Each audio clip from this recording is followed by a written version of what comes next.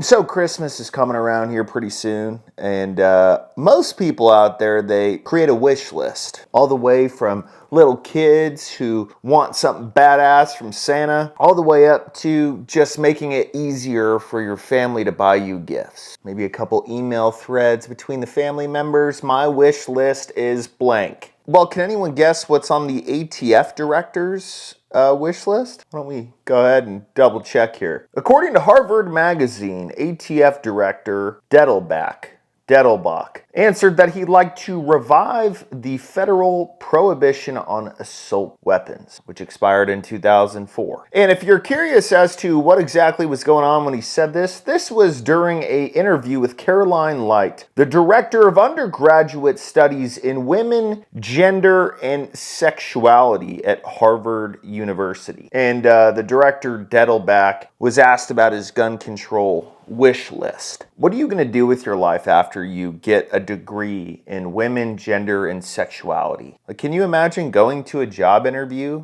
with that being your degree? So tell me, how would you handle inter-office conflict? Well, we've got to look at everybody's gender and sexuality, and then also if they're women, and then we give all of them a free pass, and then everyone else can fuck off. Is that what's taught in that degree? Because I'm willing to bet it is. Anyways, the ATF director doesn't want a new TV. He doesn't want a BMW. He doesn't want, I don't know, a diamond-plated butt plug, surprisingly. His wish list is just for us to renew the assault weapons ban. I'd be curious to know what is on your wish list if you could ask Congress for any number of powers or authorities, what would be on that list? Your wish list. Yes. I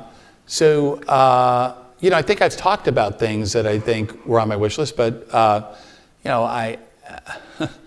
think that it would be helpful if we had universal background checks in this country.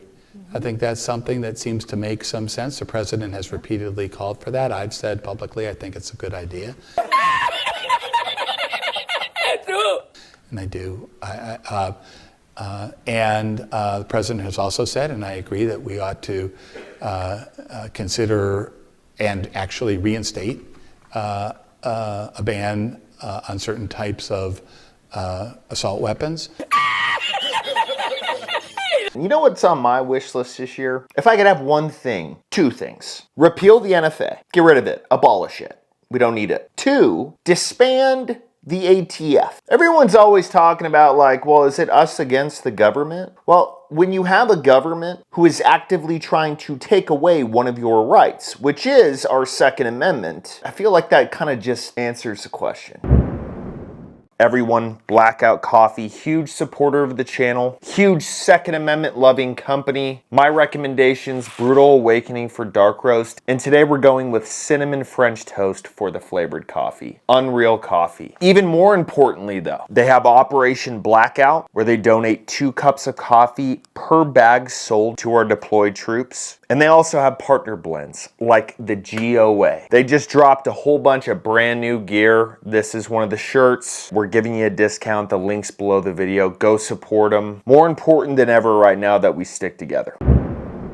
But anyways, while all this is going on, we've, I guess, put our nose in the conflict in Israel and Hamas and, whoever else is involved. And I've already said that we don't care and we shouldn't care. But you know what's interesting? You know what's super interesting about this whole thing? While our government is actively trying to, 1, ban our semi-automatic rifles, 2, just trying to ban the Second Amendment, they are sending weapons, not just bombs. They're sending also guns. In fact, AR-15s to Israel. Believe it or not, Israel has a decent military already on its own. They're spending billions of dollars a year on their military. So when you put 2 and 2 together, do you think we're really sending guns for their military? Do you think billions of dollars doesn't buy guns? Just simple guns for an entire military? No. You know what Israel's doing with them? They have repealed their gun control. They've completely loosened it.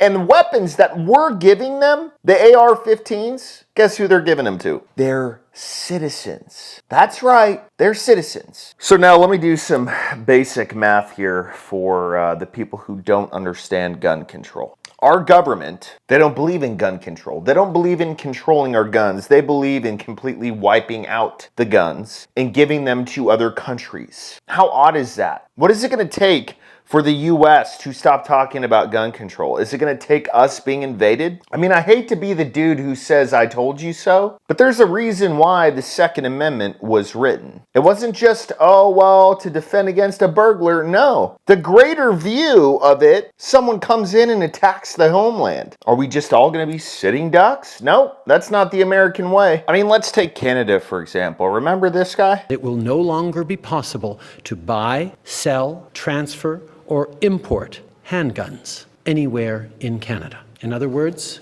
we're capping the market for handguns. Oh, wow. Okay, cool. So what do you think you're telling everyone in the world right now if they decide to invade your country? What if Russia just decided to go across the lake? Perhaps they skip Alaska. We really don't know at this point. But let's say they just go straight over to Canada. Do you think that you're going to beat their military, Canada? Do you think Canada stands a chance against Russia? And while all this is happening, guess what? The citizens are not armed.